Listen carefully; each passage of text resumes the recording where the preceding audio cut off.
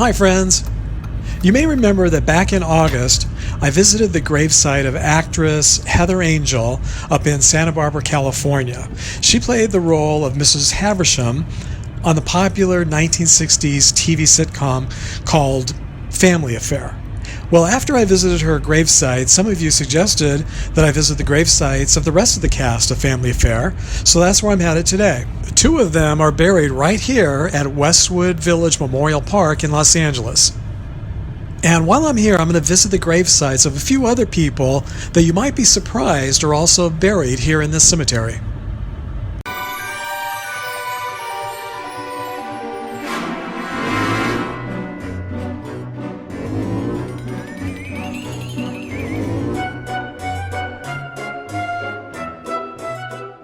And here I am in Westwood Village Memorial Park.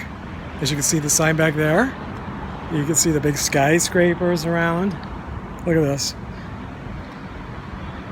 This memorial park is surrounded by, well, almost surrounded by skyscrapers. And then on one side, I'll turn around so you can see some of the large buildings behind me, condos, and then homes back there. So it's just a very, very small cemetery. What you see there, that's the cemetery. The green grass in the center is for ground burial, traditional ground burial, and then the rest, most of the rest is made up of crypts and niches. In case you missed my visit to Heather Angel's final resting place in Santa Barbara, I'll put a link down below this video. She died on December 13th, 1986, at the age of 77 from cancer up in Santa Barbara, California. On the show, she was a nanny, and her character was named Mrs. Havisham, and she was the female friend of Mr. French, who was played by Sebastian Cabot. Mr. French was essentially the male nanny to the kids on Family Affair. Sebastian Cabot died at the young age of 59 following a stroke. He died in British Columbia, Canada on August 22nd, 1977. He appeared in more than 50 movies and TV shows, but he'll probably always best be remembered as Mr. French. Sebastian Cabot was cremated, and as you can see, his ashes were buried in the ground just in front of the cemetery offices. This is one of a couple of ground burial niche gardens here in the cemetery.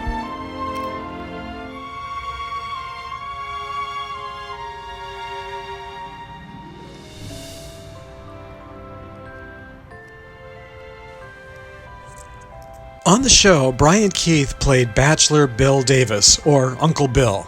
Sebastian Cabot played his valet, Mr. French, and they lived in a luxury New York City apartment.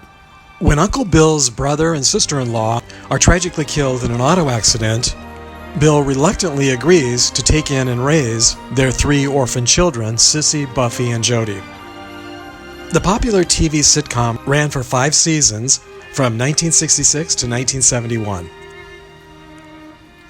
Sadly, Keith shot and killed himself in Malibu, California on June 24th, 1997, at the age of 75, just a couple of months after his daughter Daisy also committed suicide. He had also been battling emphysema and lung cancer. Keith and his daughter Daisy were both cremated, and as you can see, they are laid to rest here together in this niche wall just across the street in this cemetery from Sebastian Cabot's final resting place. The older daughter, Sissy, was played by Kathy Garver, who's still alive, and the younger twins, Jody and Buffy, were played by Johnny Whitaker and Anissa Jones.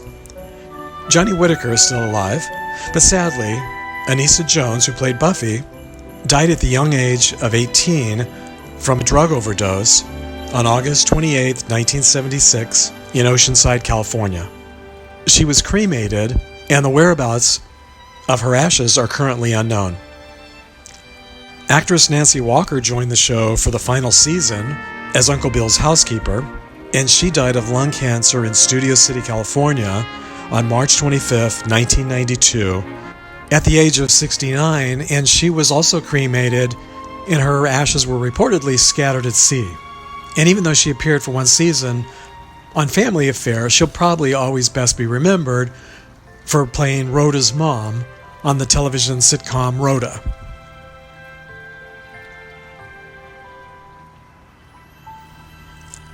While Family Affair was a very popular show, All in the Family was not only popular, but it's an American classic.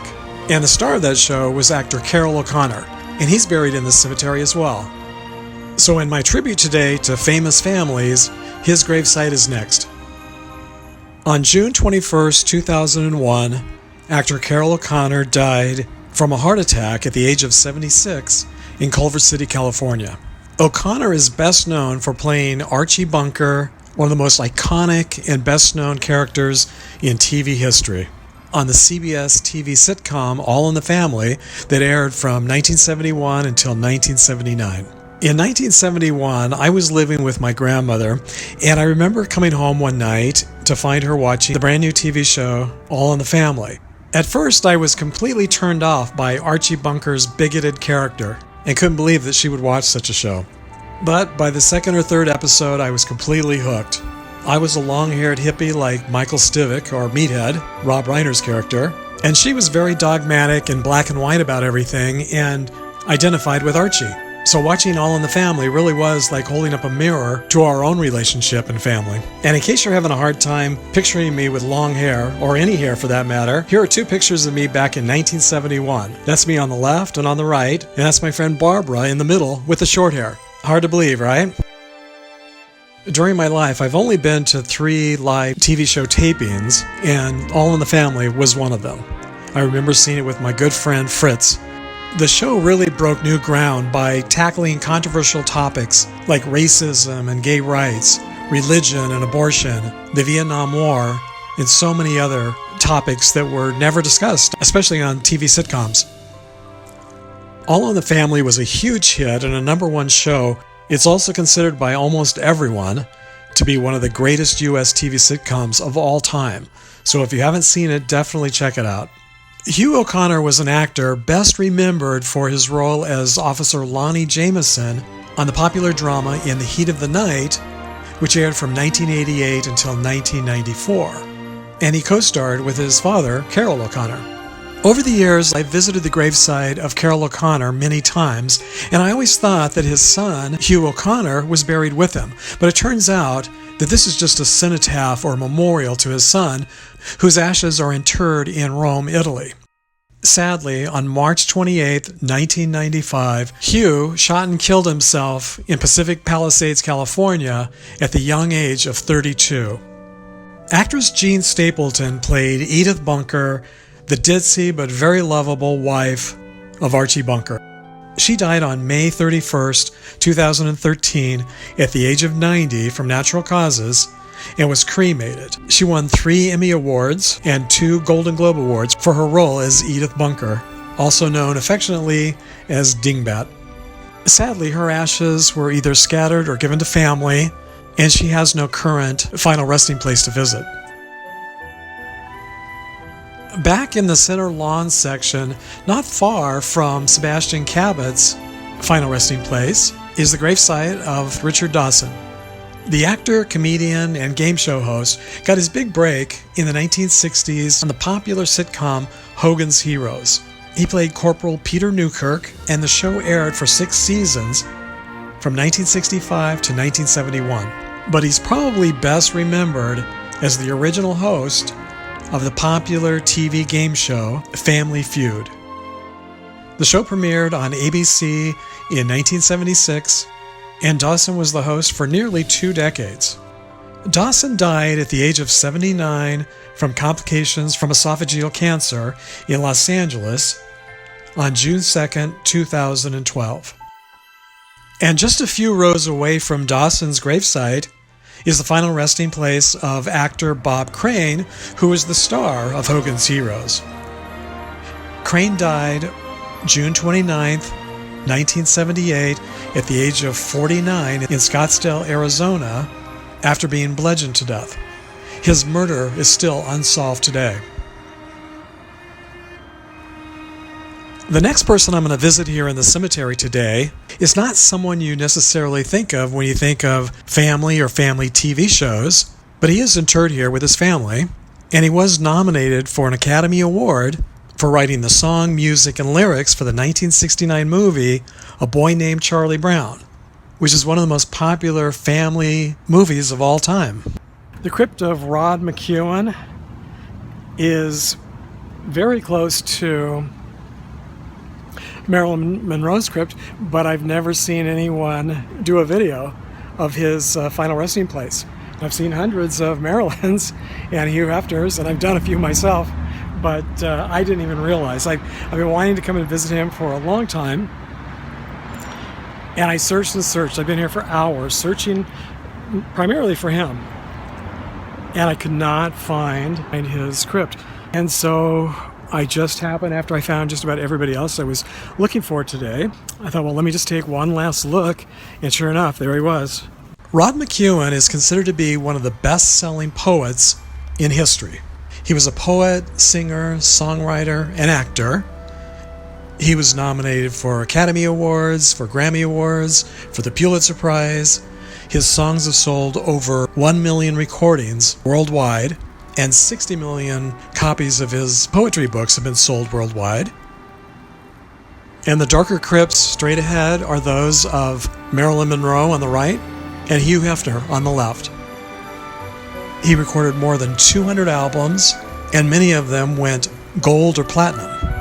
He died January 29th, 2015, at the age of 81 in Beverly Hills, California, from complications from pneumonia. His mother, Claire Hooper McEwen, died in 1971 at the age of 61 and is in the crypt directly above his. Now, the plaque on the crypt directly to his right reads Edward McEwen Habib, so I assumed it was his brother, but in doing research I haven't been able to find that he had a brother. I did find, though, that he lived in Beverly Hills with his partner, Edward, who he called brother. So I'm assuming that even though I thought this was his brother, I'm assuming that it's his partner, and as you can see, Edward just died this year. If anyone watching knows for sure, please let us know in the comments section down below. McEwen was one of the earliest LGBTQ rights activists in the country, and one of his most quoted lines is, "It doesn't matter who you love or how you love, but that you love." And I love that he's buried here with his mother and either his brother or his life partner, and that he made such a positive and lasting contribution to the world while he was here.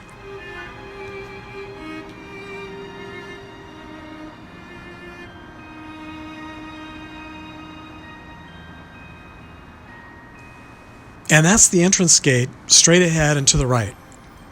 And last but not least is the gravesite of one of my favorite authors and futurists, Alvin Toffler, who died June 27th, 2016 at the age of 87 in Bel Air, California. He's buried with his daughter Karen, who died at the young age of 47 after suffering for decades with a rare disease. In 1970, when I first read Toffler's book, Future Shock, it really blew me away, and it pretty much blew the whole world away and became an international bestseller. In 1970, YouTube, Facebook, and social media didn't exist at all and was still decades away. And yet Toffler was talking about the technology revolution, the communication revolution, and information overload, and predicting where we are today. Toffler talked about the effects of ethnic diversity and globalization and information overload on the family, and mostly he talked about the impact of change on societies and the world. And just in this visit to the cemetery today, it's pretty clear to see the families have changed dramatically over the years. Some would say the families have changed for the better, some for the worst. What do you think? It's not surprising that couples are often buried together, or almost always buried together, but it's much less common for children to be buried near or with their parents. So how about all of you? When the time comes, are you planning to be buried next to your brother or sisters, your mothers or fathers, your grandparents, or other family members? Please let us know down below. As always, thanks for joining me today, and thanks especially for all your great comments, for all the thumbs up, for sharing with your friends, and of course for subscribing. And I'll hope to see you on my next road trip to the past.